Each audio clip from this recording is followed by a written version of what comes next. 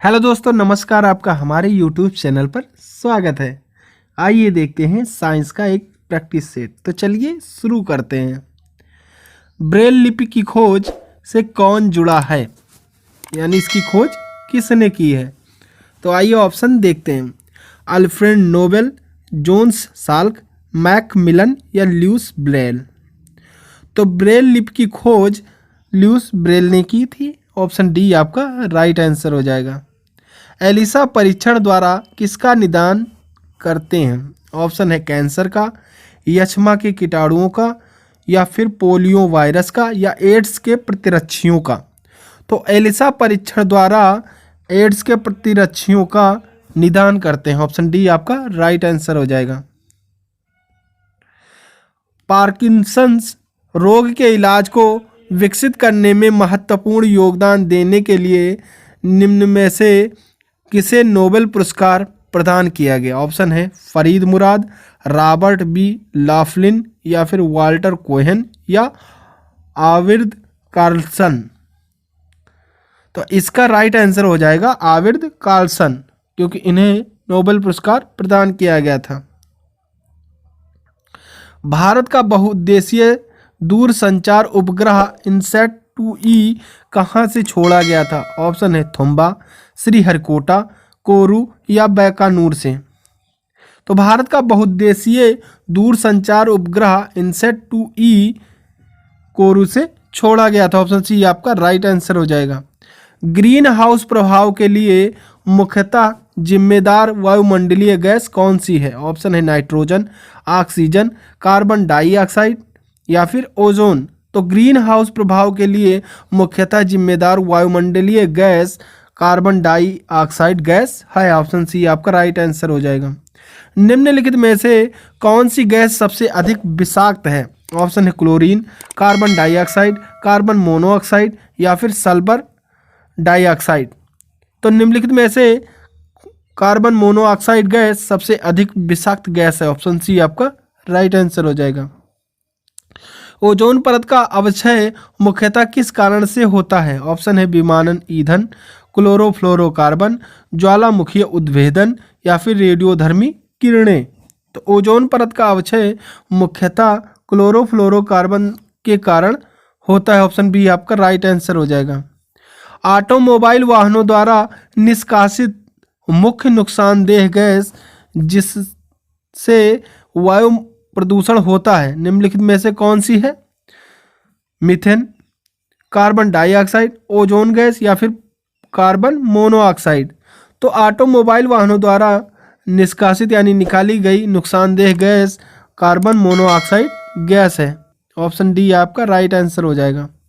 निम्न में से कौन पौधा घर प्रभाव पर ज़्यादा असर डालता है? ऑप्शन है कार्बन मोनोऑक्साइड, कार्बन डाइऑक्साइड, जल वाष्प, या फिर ओजोन। तो निम्न में से जल वाष्प पौधा घर प्रभाव पर ज़्यादा असर डालता है। ऑप्शन सी आपका राइट आंसर हो जाएगा। जिंक फॉस्फाइड का आमतौर पर प्रयोग किया जाता है कवकनाशी के रूप में, कृतंतनाशी के रूप में, या गंधहारक के रूप में, या शाकनाशी के रूप में।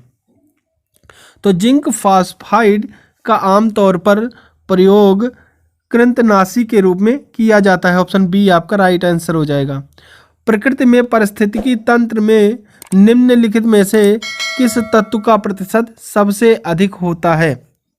ऑप्शन है कार्बन, फास्फोरस, हाइड्रोजन, या फिर नाइट्रोजन। तो प्रकृति में पारिस्थितिकी तंत्र में निम्नलिखित में से नाइट्रोजन तत्व का प्रतिशत सबसे अधिक होता है। ऑप्शन डी आपका राइट आंसर हो जाएगा। ताम्र एवं टीन के मिश्र धातु को क्या कहते हैं? ऑप्शन है ड्यूरालुमिन, कांसा, सोल्डर, या फिर पीतल। तो ताम्र एवं टीन के मिश्र धातु को हम कांसा कहते हैं। ऑप्शन बी आपका राइट आंसर हो जाएगा। कौन सा अधातु कमरे के ताप पर द्रव्य होता है? ऑप्शन है एल्युमिनियम, ब्रोमीन, तांबा, या फिर पारा। तो ब्रोमीन अधातु कमरे के ताप पर द्रव्य होता है। ऑप्शन बी आपका राइट आंसर हो जाएगा। सीसा और टीन को मिश्र धातु क्या कहलाती है? उपधातु गनमेटल, सोल्डर या फिर स्टील। तो सीसा और टीन की मिश्र धातु को सोल्डर कहते हैं। ऑप्शन सी आपका राइट आंसर हो जाएगा। कार्बन का कौन सा अपरूप अधिक कठोर होता है? ऑप्शन हीरा, कोयला, काजल, ग्रेफाइट। तो कार्बन का हीरा अपरूप अधिक कठोर होता है। ऑप्शन ए आपका राइट आंसर हो जाएगा।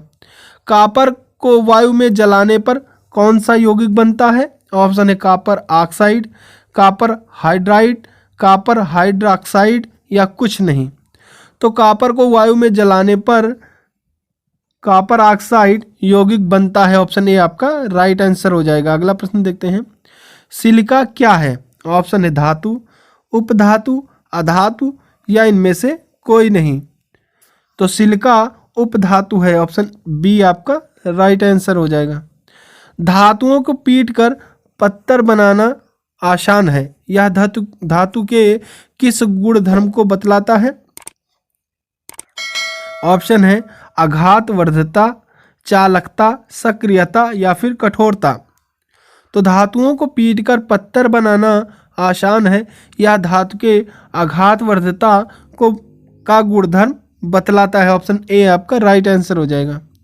अगर किसी मिश्र धातु में एक धातु पारद है तो इसे क्या कहते हैं? ऑप्शन है आयरन मिश्र धातु, अमलगम, जिंक मिश्र धातु या फिर पारद मिश्र धातु।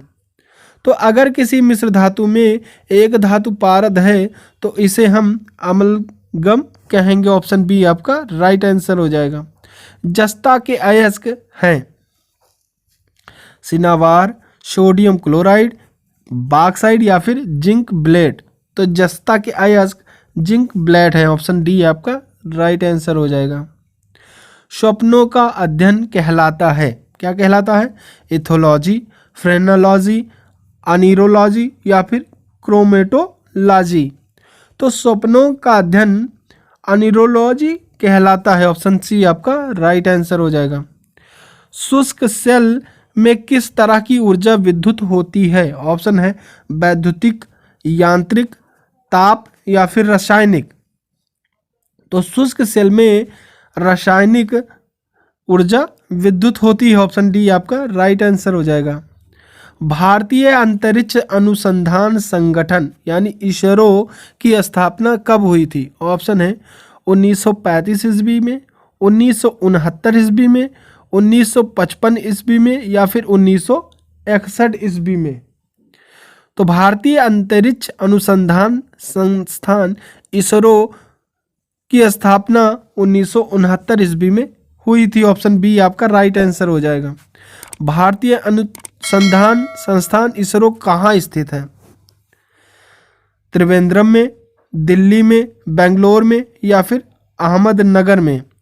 तो भारतीय अंतरिक्ष अनुसंधान संस्थान यानी इसरो बेंगलोर में स्थित है। ऑप्शन सी आपका राइट आंसर हो जाएगा। सेंट्रल ड्रग्स रिसर्च इंस्टीट्यूट कहाँ स्थित है? ऑप्शन है लखनऊ, कोलकाता, दिल्ली या फिर बेंगलोर। तो central drugs research institute Lucknow में स्थित है। ऑप्शन ए आपका राइट आंसर हो जाएगा। एल्यूमिना का विद्युत अपघटन करने पर एनोड पर कौन सी गैस जमा होती है? ऑप्शन है carbon dioxide gas, oxygen gas, nitrogen gas या फिर हाइड्रोजन गैस।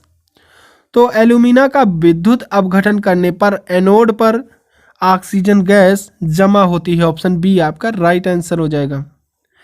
इस्पात में कितना प्रतिशत कार्बन है? ऑप्शन है 4%, 2%, 5%, 3%। तो इस्पात में 2% कार्बन है। ऑप्शन बी आपका राइट आंसर हो जाएगा। नेक्स्ट क्वेश्चन देखते हैं। रक्त का दाब किस यंत्र से मापा जाता है? ऑप्शन है पायरोमीटर से, एनीमोमीटर से, स्फिग्नोमीटर से या फिर गैल्वेनोमीटर से। तो रक्त का दाब हम स्फिग्नोमीटर से मापते हैं। ऑप्शन सी आपका राइट आंसर हो जाएगा। छींकने से दिल की धड़कन कितने सेकंड के लिए रुक जाती है और फिर जारी रहती है? ऑप्शन है 1 सेकंड, 7 सेकंड, 4 सेकंड या फिर 3 सेकंड। तो छींकने से दिल की धड़कन 1 सेकंड के लिए रुक जाती है और फिर जारी रहती है। ऑप्शन ए आपका राइट आंसर हो जाएगा।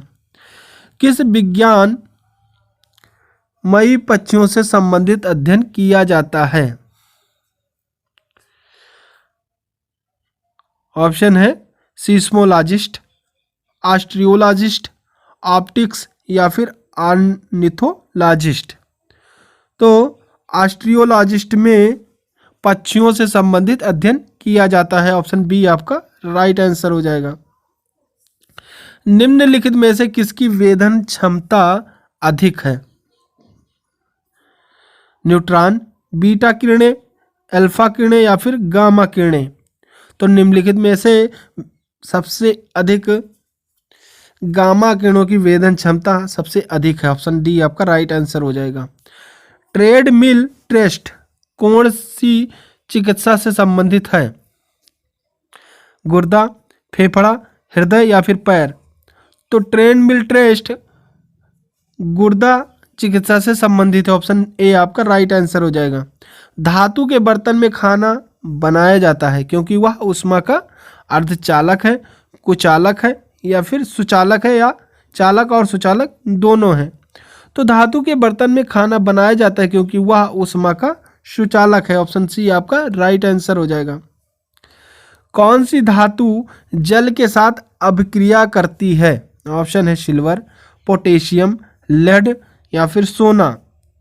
तो पोटेशियम धातु जल के साथ अभिक्रिया करती है। ऑप्शन बी आपका राइट आंसर हो जाएगा। आयनिक यौगिक के गलनांक एवं क्वथनांक कैसे होते हैं? उच्च होते हैं, सामान्य होते हैं, निम्न होते हैं या सभी कथन सत्य है। तो आयनिक यौगिक के गलनांक एवं क्वथनांक उच्च होते हैं। ऑप्शन ए आपका राइट आंसर हो जाएगा। निम्न में से कौन ऑक्सीकरण नहीं है? ऑप्शन है भोजन का पचना, अवक्षेपण, श्वसन या फिर दहन। तो निम्न में से अवक्षेपण ऑक्सीकरण नहीं है। ऑप्शन बी आपका राइट आंसर हो जाएगा। नमक के घोल में सिल्वर नाइट्रेट का घोल डालने पर दही जैसे पदार्थ उत्पन्न होता है। यह कौन सी अभिक्रिया है? ऑप्शन है उदासीनीकरण, संयोजन, अवक्षेपण या फिर विस्थापन। तो नमक के घोल में सिल्वर नाइट्रेट का घोल डालने पर दही जैसे पदार्थ उत्पन्न होते हैं।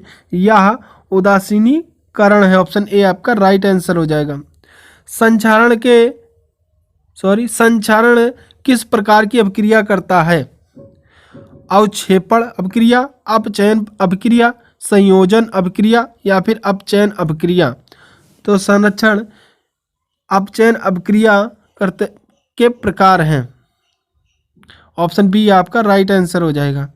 किसी रासायनिक अभिक्रिया में ऑक्सीकरण के अनुपात का बढ़ना क्या कहलाता है? ऑप्शन विस्थापन अभिक्रिया, ऊष्माशोषी अभिक्रिया, उपचयन अभिक्रिया या फिर अपचयन अभिक्रिया। तो किसी रासायनिक अभिक्रिया में ऑक्सीजन के अनुपात का बढ़ना अपचयन अभिक्रिया कहलाता है। ऑप्शन सी आपका राइट आंसर हो जाएगा। निम्न में से कौन सी अभिक्रियाओं के युग्म हमेशा साथ साथ होते हैं? ऑप्शन है ऑक्सीकरण और अवकरण, संयोजन और विघटन, उदासीनीकरण और विस्थापन या अवक्षेपण और विस्थापन। तो निम्न में से उदासीनीकरण और विस्थापन अभिक्रियाओं के युग्म हमेशा साथ साथ होते हैं। ऑप्शन सी आपका राइट आंसर हो जाएगा। तो thanks for watching my video. अगर आपको हमारा ये वीडियो पसंद आया हो तो प्लीज़ इसे लाइक शेयर कमेंट जरूर करें और चैनल पर नए हैं तो सब्सक्राइब करना बिल्कुल ना भूलें। Thank you.